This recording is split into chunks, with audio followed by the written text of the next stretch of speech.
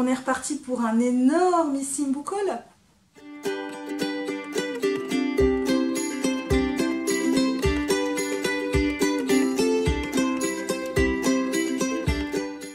Salut tout le monde, aujourd'hui on se retrouve pour une nouvelle vidéo qui sera le book haul du mois d'août.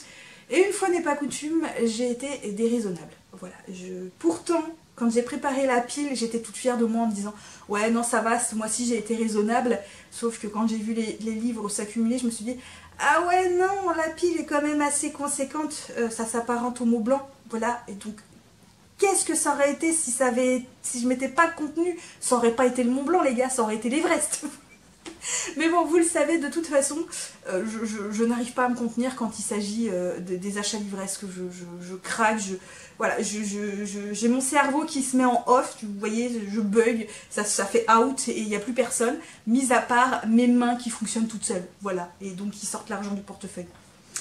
Bref.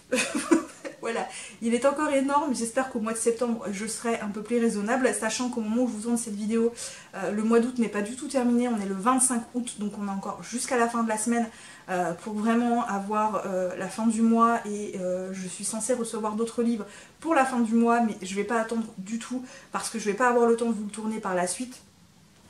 Donc voilà, je vous tourne ce book haul maintenant.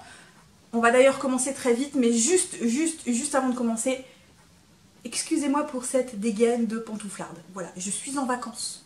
Je suis en vacances. Donc vous avez le droit au t-shirt à l'aise blaze, à la coupe de cheveux qui est du grand n'importe quoi, hein, clairement. Mais m'en demandez pas trop. Je suis en vacances. M'en demandez pas trop. J'envisage juste d'être détendue et d'y aller tranquille ou pépère. Voilà. Bref, du coup, j'arrête et on commence tout de suite. Je commence du coup par un service presse. Il s'agit du premier tome d'une saga avec donc l'urne de Xalanor, La folie du roi de Vincent McFordine, donc en autopublication. À savoir qu'il y a déjà 2 tomes de sortie. Moi, l'auteur m'avait proposé les 2 tomes. Je me suis dit non, on va d'abord entamer le premier tome. Si le premier tome me convient, pourquoi pas le second tome. Donc effectivement, j'ai eu le droit également à la petite dédicace au nom de ma chaîne. C'est toujours une très jolie attention, je trouve. Donc ici on est plus dans la fantaisie médiévale et on est donc sur 2 pays qui se juxtaposent, qui sont voisins, qui sont en paix depuis des années, des siècles, jusqu'au jour où il y en a un qui a décidé qu'il avait envie de le castagner son voisin. Voilà. Le truc c'est que bah évidemment ça va amener une guerre, des tensions, des hommes qui veulent faire leurs preuves, d'un roi complètement taré, enfin complètement fou. Voilà, il y a toutes ces petites choses là. J'en sais pas plus, mais ouais, ça me tente bien. Je continue avec un incontournable qu'il me fallait absolument dès sa sortie, je ne pouvais pas attendre. Il s'agit du tome 6 de Journal d'un assassin, donc Télémétrie fugitive de Martha Wells, publié chez La Talente. Donc le tome 5 est un vrai roman. Pour le tome 6, on retourne dans les petits romans de 150 pages, 140 pages. Vous connaissez mon amour pour cette saga, de suivre cet androïde de sécurité qui, au fur et à mesure de ses expériences, de sa vie qui se déroule, eh bien, il lui arrive tout un tas d'aventures, voilà, et j'aime énormément cette saga, vous le savez, je suis absolument fan, donc voilà, il me fallait absolument pour sa sortie. Dernièrement, j'ai très envie de tenter ce premier tome des enquêtes de Anna Swensen, donc de Jeanne Fluck, donc Meurtre et pépites de chocolat, publié chez Le Cherche Midi. J'en ai beaucoup entendu parler, j'en ai entendu beaucoup de bien. C'est les romans Cozy Mystery, enfin ce qu'on appelle des Cozy Mystery. Donc ici on va suivre une jeune femme qui s'appelle Anna Swensen, qui après des années retourne en ville pour ouvrir une pâtisserie, et puis un jour elle va découvrir, je crois, près de chez elle ou près de sa pâtisserie, un homme mort, son assistant il me semble, et du coup bah, de fil en aiguille elle va mener l'enquête. Voilà, elle va mener l'enquête. J'en sais pas plus, mais comme j'en ai entendu que du bien et que c'est vrai que ça me tente bien, en plus voilà, il y a de quoi faire avec celui-là, il n'est pas petit. Voilà. En occasion, j'ai trouvé ce roman. Il s'agit de La chasseuse de trolls de Stéphane Spjut. Pardon, Spjut.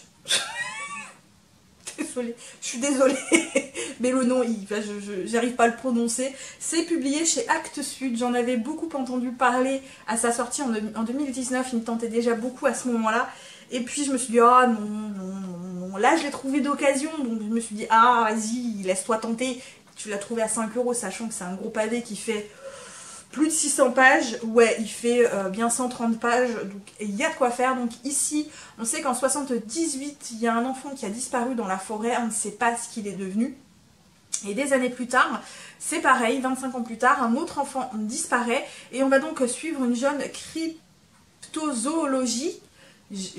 cryptozoologue, pardon, qui s'appelle comment, je ne sais plus, qui est persuadée qu'en gros il y a des trolls qui existent et c'est eux qui en fait kidnappent les enfants. Donc elle veut mener son enquête, sauf que les anciens qui connaissent les légendes du coin lui disent de se méfier, qu'il faut pas réveiller les choses endormies, ça risquerait de foutre un gros bordel dans le genre bien gore. Voilà, donc autant vous dire que oui, le résumé m'a bien fait triper.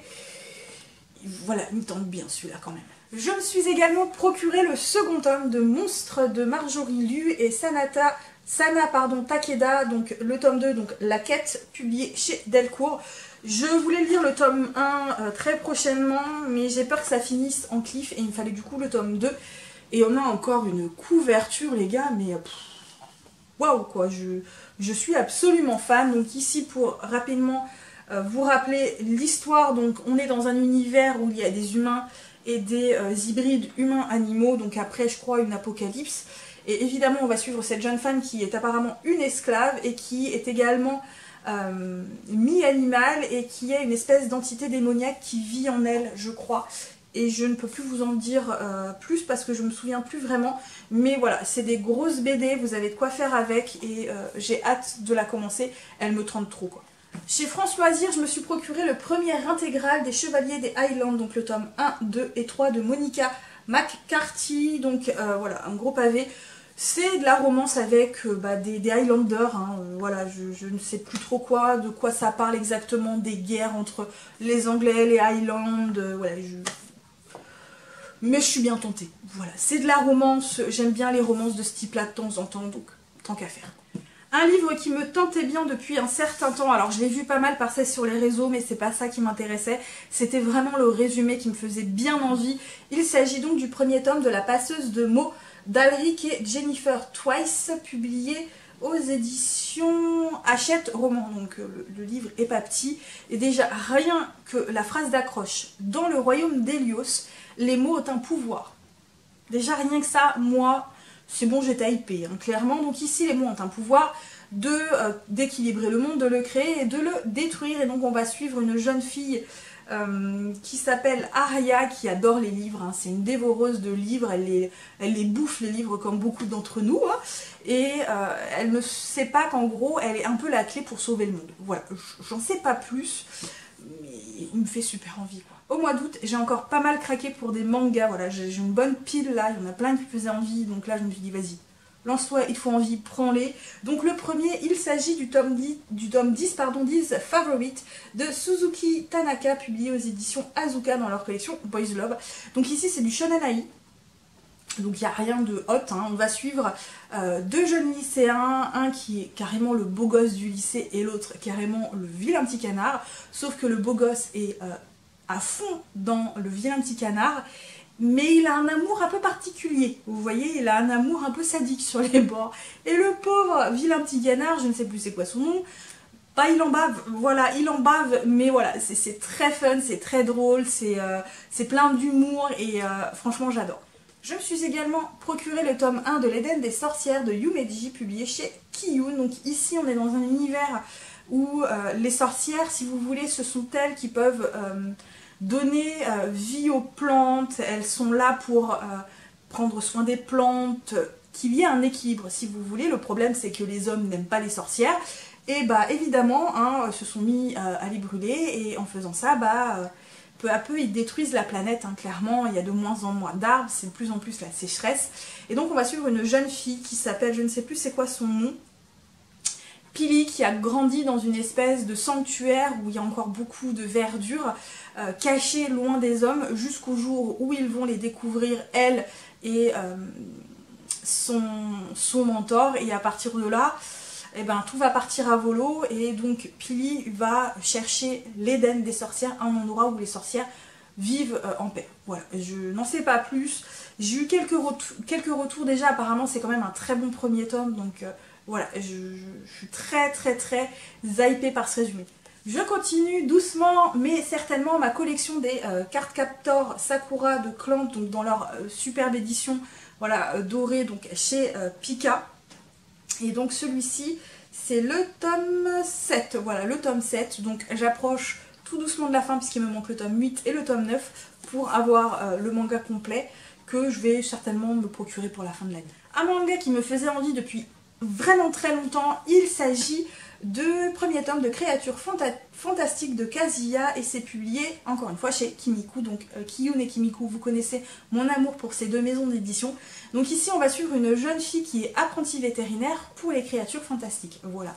Je n'en sais pas plus, mais celui-ci je pense que je vais le lire ce soir parce qu'il me fait trop méga envie. J'en ai également entendu pas mal parler, donc je vais tenter le tome 1 et je pense le tome 2 avec donc ici le carnet de l'apothicaire de Itsuki Nano et Neko Kuraje, publié encore une fois chez Kiyun dans leur collection Seinen. Donc ici on va sur une jeune fille qui n'a rien demandé à personne et qui va se retrouver mêlée à des histoires avec l'empereur, les concubines et tout ça, alors qu'elle c'est juste une apothicaire, enfin en tout cas une apprentie apothicaire. Voilà, j'en sais pas plus, mais c'est pareil, j'en ai entendu pas mal de bien, donc des premiers retours que j'ai vus et lus, donc voilà. Je termine également par deux mangas d'occasion, le tome 2 et le tome 3 de Nekoten. Alors, le tome 2, je l'ai déjà, sauf que pour obtenir le tome 3, c'est compliqué pour avoir des prix abordables, sachant que j'ai la collection complète, puisque c'est un manga en 5 tomes. Il me manquait vraiment que le tome 3, donc il n'est plus du tout publié, et le problème c'est qu'il est à des prix exorbitants. Là, j'avais les deux pour 4 € sur Vinted, et la vendeuse ne vendait que les deux tomes ensemble. Donc pour être sûr d'avoir un manga à prix abordable et pas encore l'avoir à des prix du genre 50-70 € juste un tome, bah du coup voilà, j'ai pris les deux. Ici, pour rappel de l'histoire, on va suivre des jeunes gens qui sont dans un collège un peu particulier, puisque dans ce collège, les chats des élèves sont acceptés, et ce groupe d'élèves a la particularité justement de pouvoir parler à leurs chats. Voilà, je ne vous en dis pas plus. Je continue par une petite romance feel good, il s'agit de Dublin Street, donc de Samantha Young, publié aux éditions J'ai lu. Donc ici on va suivre une jeune fille qui s'appelle Jocelyn Butler, qui va trouver un appartement en colocation à Dublin Street justement. Et elle est super heureuse parce que voilà, c'était son rêve. C'est quelqu'un d'assez introverti, assez timide, qui a du mal à se faire des amis avec les relations sociales. Sa colocataire, c'est tout son contraire, elle s'entend super bien avec elle. C'est quelqu'un d'extrêmement ouvert, d'extrêmement sociable, d'extrêmement enjoué, d'extrêmement fun, et donc toutes les deux s'entendent très bien. Sauf que Jocelyne, par contre, ne s'entend pas du tout avec le frère de sa colocataire. Voilà, j'en sais pas plus, c'est de la romance, vous devez bien vous douter de ce qui va se passer. Voilà, les petites romances feel good qu'on a envie de lire pour passer un bon moment. Je continue par un roman qui me faisait envie depuis très longtemps. Là j'ai craqué, il s'agit du coup du premier tome de Joyau Noir, donc Fille du sang de Anne Bishop, publié aux éditions Milady. De cet auteur, j'ai lu la saga de Meg Corbin qui me fut un énormissime coup de cœur pour moi. J'aime énormément cette saga. Et évidemment, j'avais très envie de découvrir son autre saga qui était sortie avant Meg Corbin, donc dans une première édition moins jolie que celle-là, clairement. Mais voilà, j'avais très envie de tenter. Chaque fois, je me disais, ah non. Et puis là, finalement, j'ai craqué. Et pour vous dire, j'ai même pas lu le résumé. Donc je ne sais même plus de quoi ça parle. Je crois d'une jeune fille qui va sauver le monde. Enfin, je ne sais plus, c'est pas grave. Je continue ma collection des chroniques de Bridgerton, donc ici avec le tome 3 Bénédicte, donc de Julia Quinn, et le tome 4 Colline, donc toujours aux éditions France Loisirs, donc en format poche, voilà, avec des couvertures que je préfère, hein, clairement. J'ai pas lu le tome 2, ça ne serait tardé je pense, mais bon. Voilà, autant continuer de se procurer les tomes petit à petit. Il y a 1 ou 2 mois, j'avais fait une commande aux éditions France Loisirs et il s'était trompé dans la commande sur les 3 livres. Il m'en avait envoyé qu'un seul de bon et les 2 autres n'avaient absolument rien à voir avec ce que j'avais commandé, puisque j'avais commandé justement les tomes 1 et 2 des chroniques de Bridgerton et il m'avait envoyé complètement autre chose. J'ai jamais renvoyé les livres parce qu'au moment où je leur ai envoyé un mail, je leur avais dit il est hors de question que je vous renvoie les livres en avançant les frais. Si vous voulez que je renvoie les livres, vous me faites imprimer une étiquette, vous me donnez une étiquette que je puisse imprimer pour les renvoyer déjà avec les frais payés, parce qu'il est hors de question que je paye les frais alors que l'erreur vient de vous. Sauf qu'ils m'ont jamais envoyé l'étiquette et ils se sont juste contentés de me renvoyer les livres sans rien me dire. Voilà, du coup j'ai attendu en me disant on va attendre s'ils me réclament le paiement des premiers livres que j'ai réceptionnés. Or ils m'ont jamais rien réclamé, donc je pense qu'en fait ils m'offrent du coup ces 2 livres, donc je vous les présente. Pour tout vous avouer, c'est pas du tout le genre de livre que je lis. Je suis complètement hors de ma zone de confort et je sais pas si je vais les garder. Franchement, je verrai bien, je verrai bien. Donc le premier, il s'agit de Aux sources du vent de Frédéric Georges, donc dans leur collection Poche. Donc ici, on est en 1887. On va suivre une jeune femme qui s'appelle Oriane, qui quitte Paris pour devenir préceptrice en Indochine. Et puis, j'en sais pas plus.